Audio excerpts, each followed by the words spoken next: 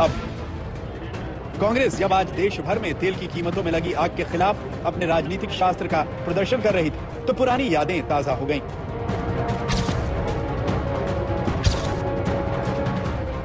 जिस तरह आज कांग्रेस के बड़े नेताओं ने विरोध प्रदर्शन में हिस्सा लिया, उसी तरह कभी बीजेपी के वरिष्ठ नेताओं के दिलों में भी तेल की बढ़ती कीमतों के खिलाफ आंदोलन जीवी हो जाने की आग धधकती थी।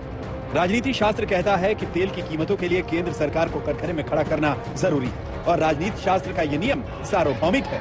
तब भी और शैलेंद्र कुमार, आप सभी को पता है कि पेट्रोल के दाम 100 रुपए के पार जा चुके हैं और हर चीज के दाम, महंगाई से जनता परेशान है। लेकिन आप लोगों को ये नहीं पता होगा दोस्तों कि 2021 के अंदर पेट्रोल के दाम 48 बार बढ़ाए जा चुके हैं और जिसमें कि मई के महीने में 16 बार और जून के महीने में 6 बार अभी तक पेट्रोल के दाम बढ़ चुके हैं। लेकिन इस पर सरकार कोई नहीं कर रही है, लेकिन मन की बात जरूर करेगी सरकार।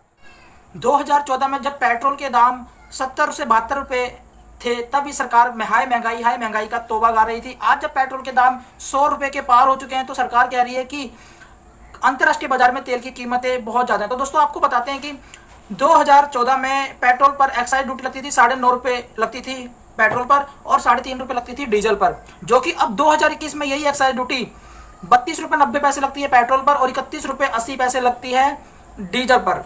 तो आप बताइए वो एक्साइज ड्यूटी ज्यादा थी या आज की एक्साइज ड्यूटी है जो कि सरकार बोलती है, जो कि इतना ज्यादा टैक्स वसूलती है। दूसरी बात आपको कर लेते हैं कि 2014 में जब बीजेपी की सरकार आई थी उस वक्त पेट्रोल के दाम थे 70 से 72 रुपए और आज के टाइम में पेट्रोल के दाम है 100 रुपए के पार, जबकि उस समय कच्चे तेल की कीमत 105 रुपए प्रति बैरल थी और आज के टाइम में कच्चे तेल की कीमत 70 से 72 रुपए प्रति बैरल पे मिल रही है। तो अब सरकार बोल रही है कि पेट्रोल, अंतरराष्ट्रीय मार्केट में पेट्रोल बहुत ज्यादा महंगा है। आइए इसी पर आपको रविशंकर प्रसाद, जो कि हमारे कानून मंत्री है, उनका आपको बयान सुनाते हैं 2014 का कि 2014 में कैसे महंगाई पे आए तो वह काट रहे थे। आप डीजल बढ़ा रहे हैं, बस का यात्रा बढ़ेगा, मतलब सब्जी, अनाज, सबका जो आवागमन है वो महंगाई बढ़ेगी। तो ये एक परेशानी है और ये सरकार सुनती नहीं है। देश की जनता की आवाज को बुलंद करेंगे।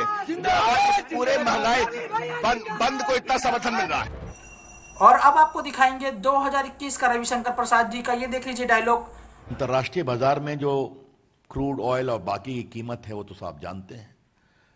कितनी बार पेट्रोल का दाम कम हुआ है जब अंतर्राष्ट्रीय बाजार में हुआ, डीजल का दाम भी कम हुआ है, वो भी दर्जनों बार हुआ है पिछले 4-5-6 वर्षों में। अब महाराष्ट्र, पंजाब, ये सब के डिटेल्स मेरे पास हैं। तो जो मुझसे सवाल पूछ रहे हैं, तो अंतर्राष्ट्रीय क्रूड पॉइंट तो अपनी जगह है, थोड़ा अपने प्रदेशों से वैट को तो कम करवा दें तो राहत तो मिलेगी ना। हाँ, पेट्रोल डीजल का इनके बीजेपी के कानून मंत्री के आपने भाषण सुना, अब आप सुनिए कि पेट्रोलियम मंत्री जी क्या कहते हैं। केंद्रीय पेट्रोलियम मंत्री के विचार सुनिए, शायद कुछ समझ में आए। देखिए, पेट्रोलियम प्रोडक्ट की दाम इन दिनों में बढ़ी है। इसकी एक मूल कारण है अंतर्राष्ट्रीय बाजार में क्रूड ऑयल की दाम 70 के ऊपर जा चुका है। उसकी सीधा नकारात्मक इम्पैक्ट कंज्यूमर्स के ऊपर आती है। भारत अपने रिक्वायरमेंट की, आवश्यकता की 80% इंपोर्ट करना पड़ रहा है। ये राजनीति शास्त्र जो कहता है कि विपक्ष का दायित्व तेल की कीमतों पर विरोध करना है और सत्ता पक्ष का दायित्व तेल की बढ़ती कीमतों का बचाव करना। लेकिन जनता का दायित्व है कि वो सवाल पूछे, क्योंकि जनता जब पूछती है कि क्रूड ऑयल सस्ता है तो पेट्रोल डीजल महंगा क्यों है, तो जवाब ये मिलेगा। राष्ट्रीय बाजार में जो क्रूड ऑयल और बाकी की कीमत है वो तो आप जानते हैं। कितनी बार पेट्रोल का दाम कम हुआ है जब अंतर्राष्ट्रीय बाजार में हुआ, डीजल का दाम भी कम हुआ है, वो भी दर्जनों बार हुआ है पिछले 4-5-6 वर्षों में।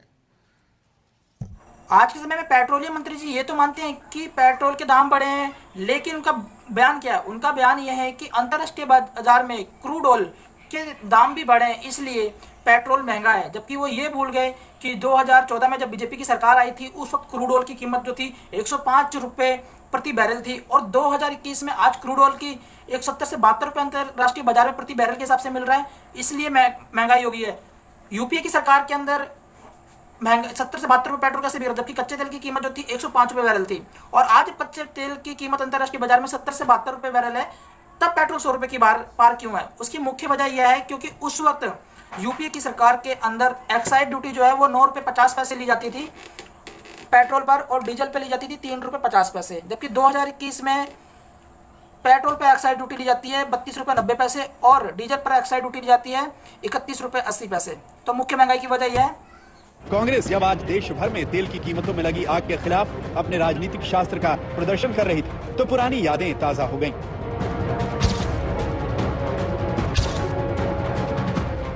जिस तरह आज कांग्रेस के बड़े नेताओं ने विरोध प्रदर्शन में हिस्सा लिया, उसी तरह कभी बीजेपी के वरिष्ठ नेताओं के दिलों में भी तेल की बढ़ती कीमतों के खिलाफ आंदोलन जीवी हो जाने की आग धधकती थी। राजनीति शास्त्र कहता है कि तेल की कीमतों के लिए केंद्र सरकार को कटघरे में खड़ा करना जरूरी है और राजनीति शास्त्र का ये नियम सार्वभौमिक है। तब भी और अब भी सरकार की नाकामी बताती थी, उसी नियम का पालन आज बतौर विपक्ष कांग्रेस भी राजनीति शास्त्र के एक अच्छे शोधार्थी की तरह कर रही है। तो एक साल में पेट्रोल डीजल से केंद्र सरकार 2,70,000 करोड़ रुपए उपभोक्ताओं की जेब से निकालकर वे अपने आलीशान महल बनाने में खर्च करने वाले हैं। हर चीज की महंगाई बढ़ती जा रही है। पेट्रोल डीजल के साथ खाने के तेल और दाल, हर चीज की महंगाई बढ़ती जा रही है। पूरे तरीके से मोदी जी की सरकार यानी महंगाई की सरकार। तेल के राजनीति शास्त्र के जिस चैप्टर को आज कांग्रेस फॉलो कर रही है, उस चैप्टर को बीजेपी 2014 में ही क्लोज कर चुकी है। लेकिन बात निकली है तो फिर 2014 से पहले भी जाएगी और उस वक्त तेल के दामों से आज के दामों की तुलना भी की जाएगी। तो दोस्तों अब आपको पता चल गया हो कि महंगाई की मुख्य वजह क्या है, इस पर सरकार का एक्शन क्या है, सरकार की संवेदना क्या है। तो अगर आपको वीडियो कैसी लगी आप बताइएगा और कमेंट करके बताइएगा सरकार के प्रति आपका रुझान क्या है। मिलते हैं अगली वीडियो में, तब तक के लिए जय हिंद जय भारत।